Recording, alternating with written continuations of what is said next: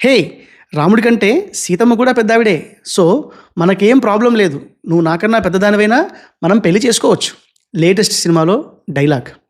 ఇలాంటి మాటలు మీరు కూడా వినే ఉంటారు కదా! ఇది నిజమా?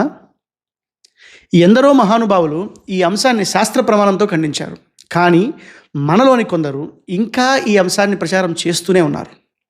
పెళ్లి టైంలో రాముడికి 16 ఏళ్ళు, సీతమ్మ కొంచెం పెద్దావిడ. లేదు లేదు ఇద్దరికీ ఒకటే వయస్సు. కాదు కాదోయ్ సీతమ్మే పెద్ద అని ఇలా ఎన్నో ప్రచారాలున్నాయి.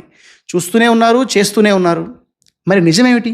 నిజంలోకి పోయే ముందు ఈ కల్పిత అంశం ప్రచారంలోకి ఎలా వచ్చి ఉండొచ్చు అనే విషయం చూద్దాం.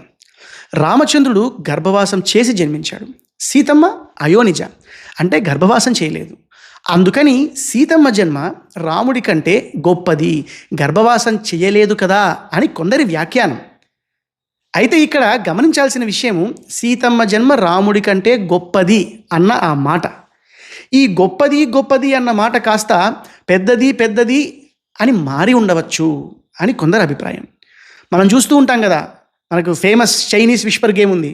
ఆ చైనీస్ విస్పర్ గేమ్లో మనం మొదట చెప్పిన అంశం చివరికి వచ్చేటప్పటికి కంప్లీట్గా మారిపోయినట్టు గొప్పది గొప్పది కాస్త పెద్దది పెద్దదిగా మారి ఉండవచ్చు అని చాలామంది మనకు చెప్తారు.